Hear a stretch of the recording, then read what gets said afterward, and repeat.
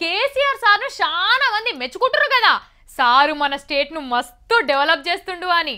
కానీ తెలంగాణ తాగుబోతుల సంఘం మాత్రం సారు మీద కొంచెం గరంగానే ఉన్నది.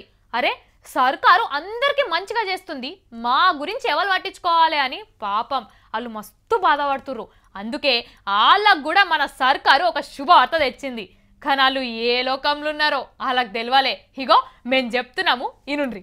హైదరాబాద్ కళ్ళు ప్రేమికులందరికీ కళ్ళు తాగినంత కమ్మటి వార్తిది. 10 ఏళ్ల కింద మూసుకుపోయిన కళ్ళు దుకాణాలన్నీ తెరుస్తామన్నారు కదా మన సర్కారోళ్ళు. అన్నట్టుగానే వచ్చే దసరా వరకల్లా మళ్ళా తెరుచుకొని కలకల్లాడబోతున్నాయి. ఇక అడ్డమేం లేనట్టే ఒండ్రి. దసరా పండుగ నాటికి కళ్ళు దుకాణాలన్నిటికీ మామిడాకుల తోరణాలు కట్టి తెరిపిస్తామని హామీ ఇచ్చిన మన ఆబ్కారీ శాఖ మంత్రి పద్మరావు సారు. కావాలంటే ఇనుండ్రిగా. దసరా రోజు 100% ఈ తాడీ షాపులలో మీరు చూస్తారు, మీతో పాటు నేను చూస్తాను. అదొకటే కాదు, తెలంగాణ పోలీసులకు కేసీఆర్ సారు బలం నింపిండు కదా.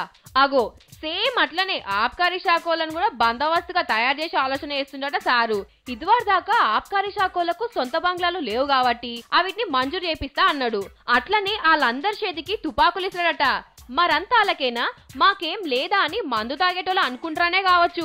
కోటర్ సీసాలు తాగేటోళ్ళ ముచ్చట కూడా ఓ మల్క అరుచుకున్నాడు సారు. నకిలీ మందు ఎవలా నమ్మినా, పబ్లిక్ తాన ఎంఆర్పీ రేట్ కంటే ఎక్కువ పైసలు తీసుకున్నా, ఇగో నేను ఉక్కు పాదానికి ఆర్డర్ ఇచ్చినా అది తొడుక్కొని ఒక్క తొక్కు తొక్కినంటే మీ కసర వెళ్తుందని దుకాణాలకు సిండికేటోళ్లకు హెచ్చరిక చేసిండు.